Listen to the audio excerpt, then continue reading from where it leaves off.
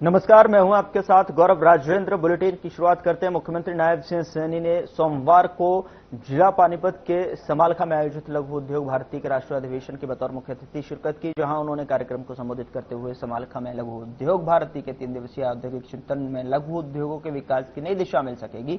ऐसे कार्यक्रमों के माध्यम से मार्गदर्शन प्राप्त कर युवा उद्यमी विकसित भारत विकसित हरियाणा की कहानी लिखेंगे। उन्होंने कहा कि हरियाणा का भौगोलिक क्षेत्र केवल 1.3% है, लेकिन यह वर्ष 2024-25 के अग्रिम अनुमान के अनुसार राष्ट्रीय जीडीपी 3.6% का योगदान दे रहा है।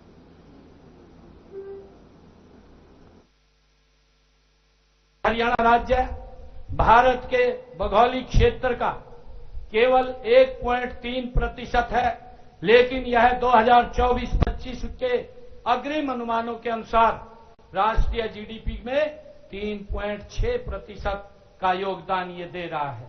जैसा अभी आप लोगों ने प्रेजेंटेशन में भी देखा है कि हरियाणा उद्योगों में किस गति से आगे बढ़ रहा है।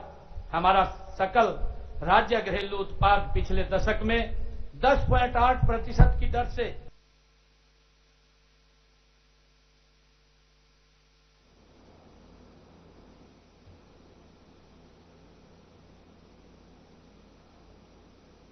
उधर हरियाणा के शहरी स्थानीय निकाय मंत्री विपुल गोयल ने सोमवार को चंडीगढ़ में हरियाणा निवास प्रदेश भर के ठोस कचरा प्रबंधन में कार्यरत 42 एजेंसियों और उनके प्रतिनिधियों के साथ बैठक की। और विपुल गोयल ने कहा कि पीएम मोदी ने स्वच्छ भारत मिशन को साकार करने के लिए मुख्यमंत्री नायब सिंह सैनी को दिशा निर्देशों के अनुसार राष्ट्रीय राजधानी क्षेत्र में विशेषकर फरीदाबाद, गुरुग्राम और मानेसर शहरों के लिए ठोस कचरा प्रबंधन की योजना को नए सिरे से तैयार किया जा रहा है। इसके लिए इन शहरों के लिए शेष हरियाणा की अपेक्षा अलग से प्रस्ताव अनुरोध दस्तावेज तैयार किए जाएंगे।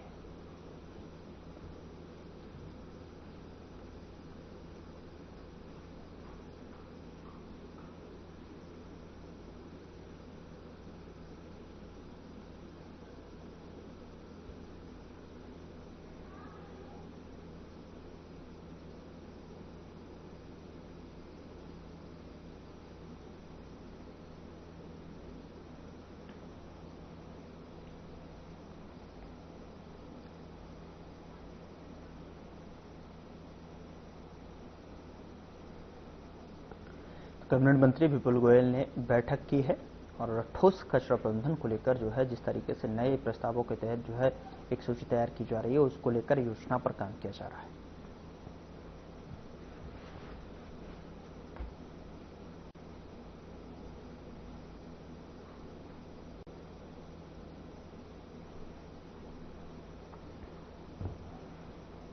लोकसभा के विपक्षी नेता राहुल गांधी पंजाब दौरे पर हैं और जिस पर हरियाणा के कैबिनेट मंत्री अनिल विज ने निशाना साधते हुए कहा कि आने में बहुत देर कर दी।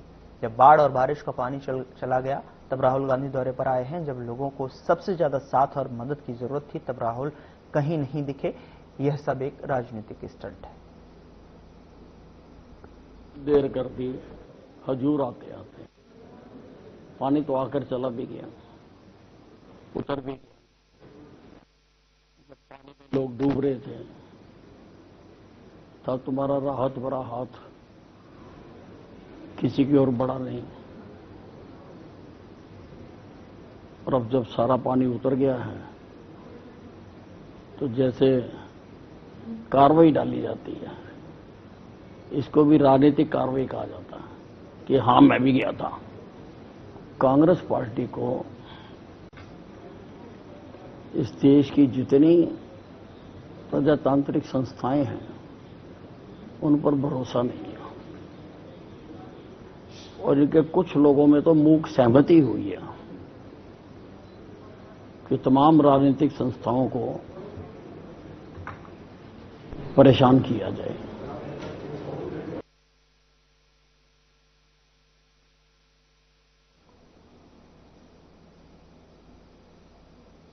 पलवल के गांव काशीपुर में दर्जन भर से अधिक युवकों ने पुरानी रंजिश के चलते 55 वर्षीय पिता की गोली मारकर हत्या कर दी, जबकि उसका पुत्र गोली लगने से गंभीर रूप से घायल हो गया। वारदात के बाद सभी आरोपी मौके से फरार हो गए। जिसके बाद सूचना मिलते ही पुलिस मौके पर पहुंची और मामले की गहनता से जांच में जुट गई है।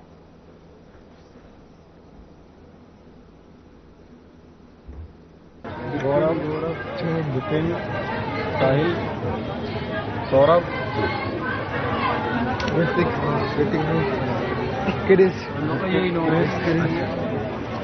क्या मामला क्या था? लल्लू मामला कुछ नहीं है भैया, हम तो ड्यूटी पे गए थे सब। अच्छा। चाचा गए थे खेतों से, खेत से आ रहे थे तो बीच रास्ते में घेर कर उन्होंने हमला कर दिया। कितने लोग थे हमला करने वाले?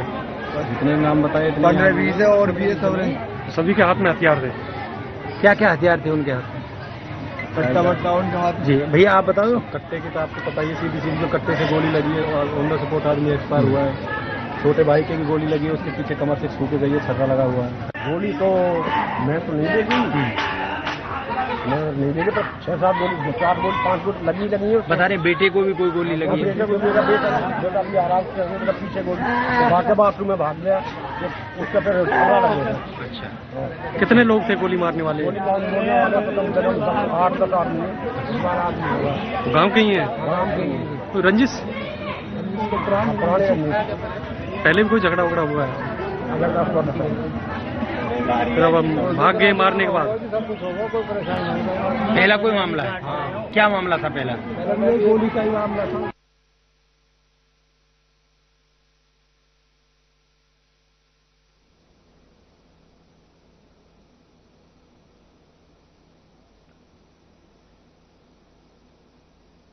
उधर फरीदाबाद में हनी ट्रैप का सनसनीखेज मामला सामने आया है। राजस्थान के भिवाड़ी में प्राइवेट कंपनी में काम करने वाले एक युवक को पहले फोन कॉल के जरिए महिला ने जो है दोस्ती कर फंसाया और फिर उसे घर बुलाकर बंधक बनाकर मारपीट की गई।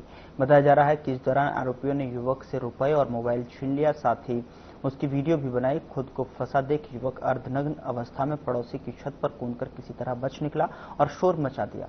शोर सुनकर स्थानीय लोग इकट्ठा हो गए और अनिल को पकड़ लिया। शुरुआत में लोगों ने उसे चोर समझकर पीटा, लेकिन बाद में जब पूरी सच्चाई सामने आई तो लोग उसे वापस उस घर तक ले गए।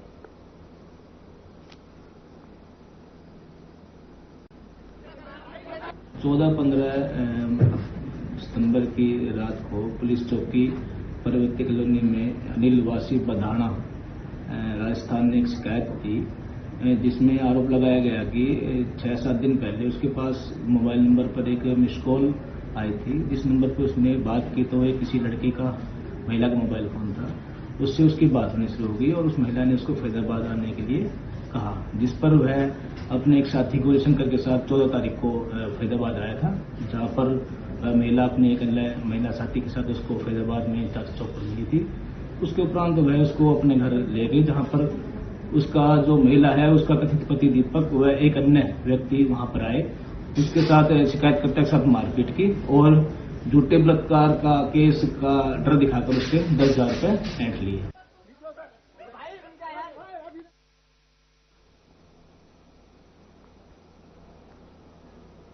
कुरुक्षेत्र पुलिस ने डिजिटल अरेस्ट के नाम पर लाखों रुपए की धोखाधड़ी करने के एक ऐसे आरोपी को गिरफ्तार किया है जो कंबोडिया में बैठे अपने आकाओं के इशारे पर जो है देहरादून में बैठकर ठगी करता था। पुलिस अधीक्षक नीतीश अग्रवाल के मार्गदर्शन में थाना साइबर क्राइम कुरुक्षेत्र टीम ने डिजिटल अरेस्ट के नाम पर जो है लाखों रुपए की धोखाधड़ी करने के आरोपी अनिकांत भट्ट को देहरादून से गिरफ्तार करने में सफलता हासिल की है। जानकारी देते हुए पुलिस अधीक्षक नीतीश अग्रवाल ने बताया कि थाना साइबर क्राइम कुरुक्षेत्र में दी अपनी शिकायत में बालकृष्ण वासी सेक्टर 2 कुरुक्षेत्र ने बताया कि वह फौज से रिटायर है।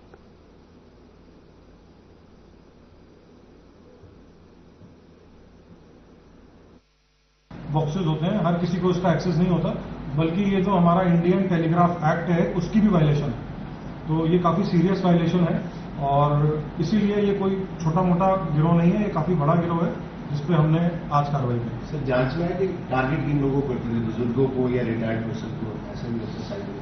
देखिए, जैसा कि मैंने आपको इनकी प्रोफाइल बताई, जो हमारे कंप्लेनेंट थे ये बुजुर्ग भी थे और कहीं ना कहीं इसमें ये चीज जरूर लगती है कोई ना कोई बैंक ऑफिशियल भी इन्वॉल्व हो सकते हैं जो इस तरीके का डेटा साइबर फ्रॉडस्टर्स के साथ शेयर करते हो। तो उस पहलू पे भी हम बिल्कुल जांच करेंगे कि जो हमारे कंप्लेनेंट थे। कृषि सत्र के चलते किसानों में डीएपी खाद की भारी मांग देखी जा रही है। बाडरा कस्बे के लोहारू रोड पर जो है स्थित सहकारी समिति खाद वितरण केंद्र पर सैकड़ों किसान सुबह से ही लाइन में खड़े दिखाई दिए। भीड़ को नियंत्रित करने और व्यवस्था बनाए रखने के लिए प्रशासन को पुलिस बल तैनात करना पड़ा। खाद्य वितरण केंद्र पर व्यवस्था बनाए रखने के लिए सुरक्षा कर्मियों की तैनाती की गई थी ताकि किसी प्रकार की अव्यवस्था या धक्का मुक्की की स्थिति न बने। अधिकारियों ने बताया कि खाद की पर्याप्त उपलब्धता है और सभी किसानों को निर्धारित मात्रा में खाद उपलब्ध कराई जा रही है।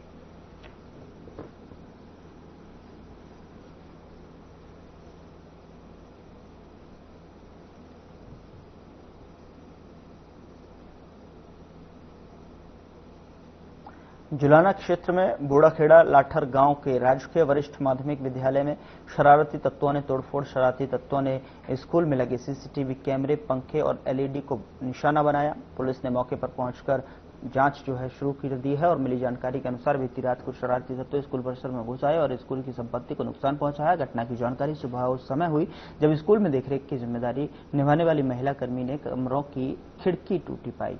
उसने तुरंत इसकी सूचना स्कूल के अध्यापकों को दी। गांव की महिला सरपंच अनिता देवी ने बताया कि उसे स्कूल स्टाफ द्वारा घटना की जानकारी मिली, जिसके बाद उसने तुरंत पुलिस को सूचना दी। पुलिस सूचना मिलते ही मौके पर पहुंच गई और छानबीन शुरू कर दी है।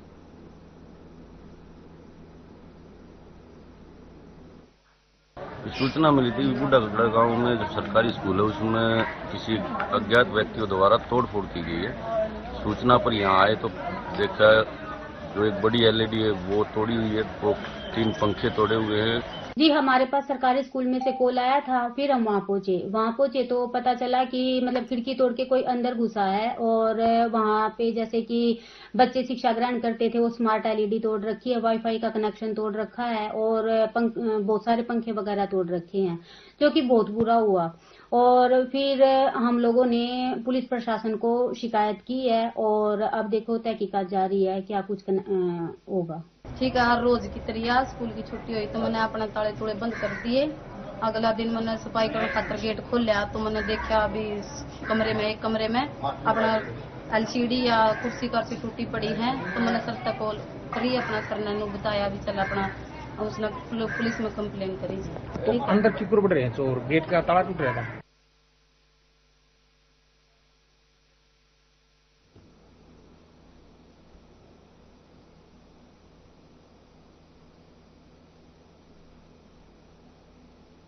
घग्गर क्षेत्र के हरियाणा और पंजाब के गांवों के किसानों के साथ जिला प्रशासन की बैठक हुई और इस मौके पर डीसी प्रीति ने कहा कि मुख्यमंत्री नायब सिंह सैनी के निर्देशानुसार सरकार का प्रयास है कि हरियाणा और पंजाब के किसानों को घग्गर नदी में पानी की अधिकता की स्थिति में नुकसान न हो और इसके लिए पहले भी सरकार ने व्यापक स्तर पर उपाय किए हैं। इस बार भी सरकार ने स्थिति पर बारीकी से नजर रखते हुए प्रयास किया है कि इस क्षेत्र में आमजन को किसी भी तरह की परेशानी सरकार और प्रशासन के प्रयासों के चलते पानी आबादी में नहीं पहुंचा।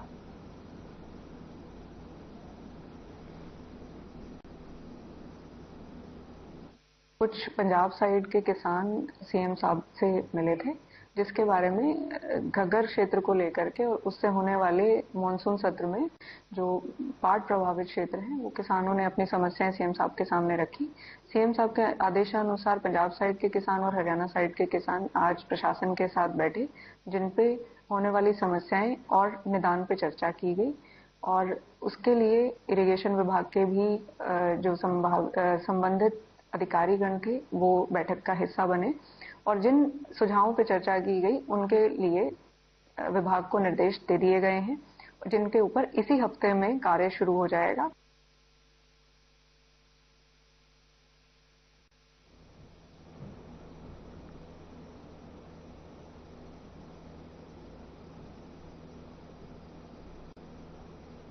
यहां रुक रहे हैं एक छोटे से ब्रेक के लिए। ब्रेक के उस पार खबरों का सिलसिला लगातार जारी है।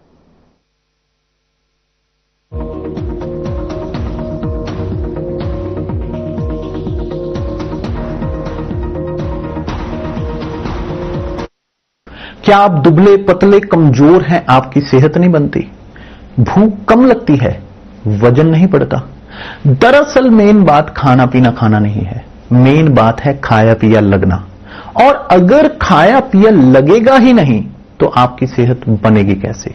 इसलिए हमारी संस्था सन्यासी आयुर्वेदा ने एक ऐसी दवा का निर्माण किया है जो कि आपके लिवर, आपके पाचन तंत्र को दुरुस्त करने का काम करती है, ताकि आप जो भी खाएं उसका पूरे का पूरा निचोड़ आपके शरीर को लगे, आपकी भूख बढ़े, खाया पिया सही से लगे, नया खून बने, हड्डियों में जान आए, वजन बढ़े और आप मोटे तगड़े खूबसूरत पर्सनैलिटी के मालिक बन जाए। सिर्फ 699 रुपए की पूरे 1 महीने की दवा होती है और आप इसे घर बैठे 011-45454545 पर फोन करके दवा मंगवा सकते हैं।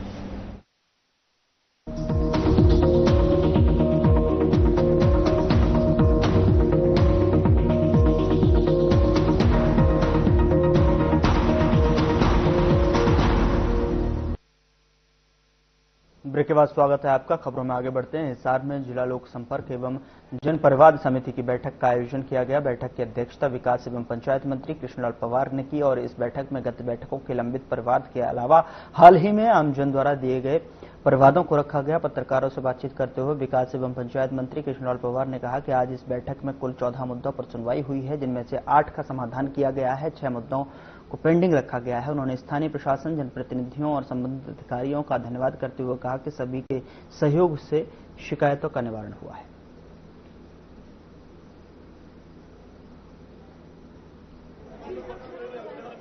जो मीटिंग थी इसमें 14 मत थे, 14 में से 8 का समाधान किया और 6 को पेंडिंग किया है। तो मैं डिस्ट्रिक्ट एडमिनिस्ट्रेशन का और अधिकारियों को धन्यवाद करता हूं, क्योंकि जिसमें एक व्यक्ति तो हॉस्पिटलाइज था, जो बॉम्बे में उसका किडनी का ऑपरेशन हुआ है, तो इसलिए आप इस मांग के चलते उसको भी इसलिए पेंडिंग किया है। तो सभी का प्रॉपर समाधान किया जा रहा है। तो मैं इसके लिए सभी अधिकारी का और मेरे साथी जो जनप्रतिनिधि, जिनका भी विशेष तौर से धन्यवाद करता हूं और आपका भी धन्यवाद करता हूं कि प्रेस भी हमें पूरा सहयोग करती है। आपका मैं बहुत बहुत धन्यवाद करता हूं। माननीय विकास एवं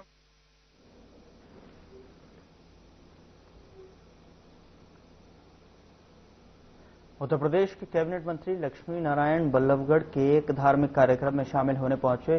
कार्यक्रम के बाद वे स्थानीय बीजेपी नेता के आवास पर पहुंचे, जहां उनका लोगों ने स्वागत किया और इस दौरान उन्होंने पत्रकारों के कई सवालों के जवाब भी दिए। मंत्री लक्ष्मी नारायण ने कहा कि पूरे देश में प्रधानमंत्री नरेंद्र मोदी के जन्मदिवस के अवसर पर सेवा पखवाड़ा मनाया जाएगा और इसके तहत स्वच्छता अभियान और रक्तदान शिविर और कई अन्य समाज सेवा कार्यक्रम आयोजित किए जाएंगे। उन्होंने बताया कि प्रधानमंत्री नरेंद्र मोदी के लोकप्रियता विश्व स्तर पर लगातार बढ़ रही है। बाढ़ की स्थिति में बोलते हुए उन्होंने कहा कि उत्तर प्रदेश के कई जिलों में बाढ़ की चपेट में आए हैं, क्योंकि यहां कई नदियां बहती हैं। मुख्यमंत्री योगी आदित्यनाथ और पूरा मंत्रिमंडल राहत कार्यों में जुटा हुआ है। उनके प्रयासों से प्रदेश में कोई बड़ी त्रासदी नहीं हुई है। नुकसान का सर्वेक्षण जारी है और सरकार पूरी क्षति की भरपाई करेगी।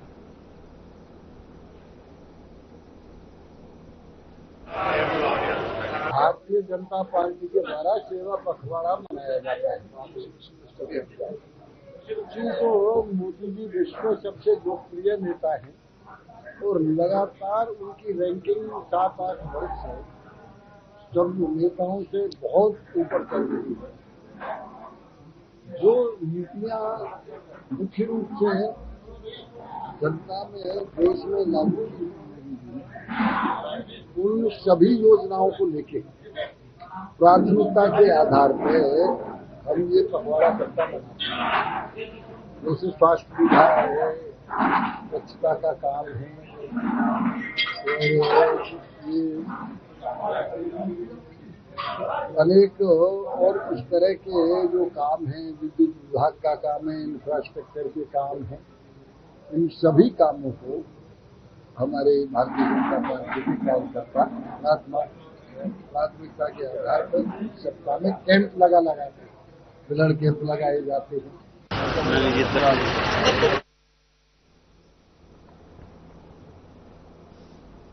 ऑल इंडिया किसान खेत मजदूर संगठन के प्रतिनिधिमंडल ने अधिक वर्षा के कारण जलभराव से ग्रस्त गांव अलखपुरा, सांगवान, दागकला और दागखुर्द, बलियाली सहित अन्य गांवों का दौरा कर जलभराव की समस्या का जायजा लिया और इस दौरान संगठन के जिला प्रधान रोहतास सिंह, जिला सचिव एडवोकेट बस्तीराम ने कहा कि सरकार पानी की निकासी का कार्य बहुत धीमी गति से चल रहा है। यदि राहत कार्य इसी तरह चलता रहा तो किसानों को रबी की फसल की बुआई से वंचित होना पड़ेगा।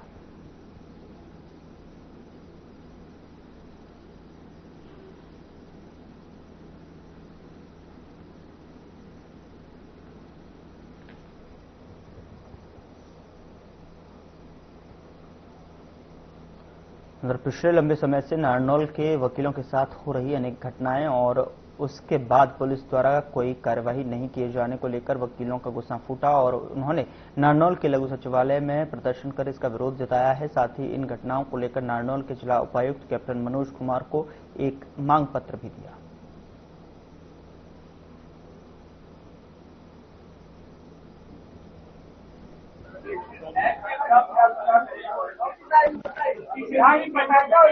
आराम से आराम भाई ज्ञापन तो बात किसी साहब ने बताओ भाई उसके बारे में जिंदाबाद जिंदाबाद जिंदाबाद पुलिस प्रशासन मुर्दाबाद।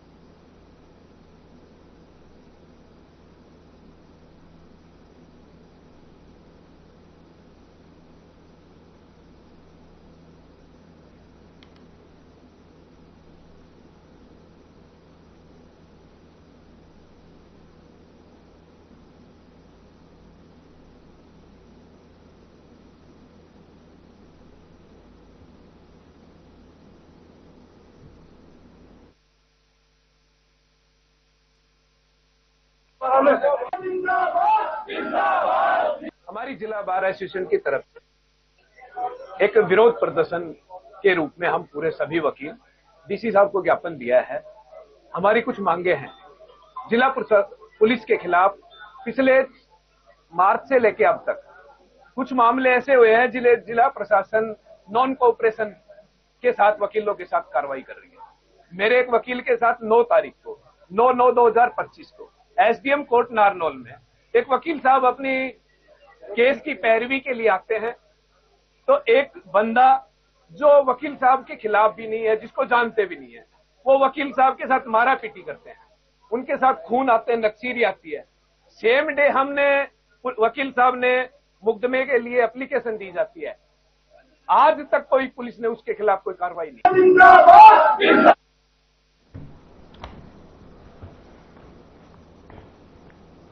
रतिया में स्टेट हाईवे निर्माण के साथ बनाए जा रहे नाले को लेकर दुकानदारों में भारी आक्रोश देखने को मिल रहा है। बता दें कि लोक निर्माण विभाग द्वारा बरसाती पानी की निकासी के लिए बुढ़लाड़ा रोड पर नाले का निर्माण कराया जा रहा है, लेकिन दुकानदारों ने ठेकेदार पर घटिया सामग्री अनियमितताओं के गंभीर आरोप लगाए हैं। दुकानदारों का कहना है कि नाले की खुदाई के दौरान सीवरेज पाइप और दुकानों के आगे लगे पत्थर जबरदस्ती तोड़े जा रहे हैं, जिससे उन्हें भारी नुकसान हो रहा है। साथ ही नाले से निकला कीचड़ सड़क पर डालने में बीमारियों का खतरा भी बढ़ रहा है। नाले का काम खराब हो रहा है, हमारी दुकानें भी टूट रही हैं।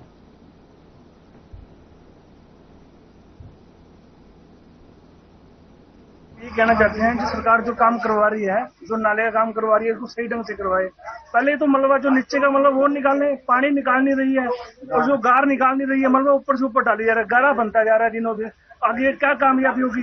दोबारा फिर ये काम, दोबारा यही काम होगा। हमारा जो काम पानी की निकासी है वो चलनी नहीं। जब बारिश आएगी दोबारा से फिर फ्लो बढ़ जाएगा, पानी बाहर आएगा, फिर दोबारा से यही काम दोबारा चलेगा। इससे पहले ही काम इसका सही ढंग से किया जाए, सही प्रावधान हो, सही काम हो, तो हमें भी दिक्कत नहीं, आपको भी दिक्कत नहीं। हम तो सरकार से ये चाहते हैं जो काम करवा रही है सरकार वो अच्छे ढंग से करवाया जाए, मलबा अच्छा ढंग से मजबूती की जाए ताकि किसी को जनता को दिक्कत ना आए। मामला ये है कि ये जो नाले का निर्माण हो रहा है बहुत ही घटिया सामग्री से हो रहा है और ये जहाँ पे पानी नहीं निकाला जा रहा और सरकार कोई सुनवाई नहीं कर रही हमारी। हमने 2-3 फोन किए हैं। फिलहाल बुलेटिन में इतना ही। नमस्कार।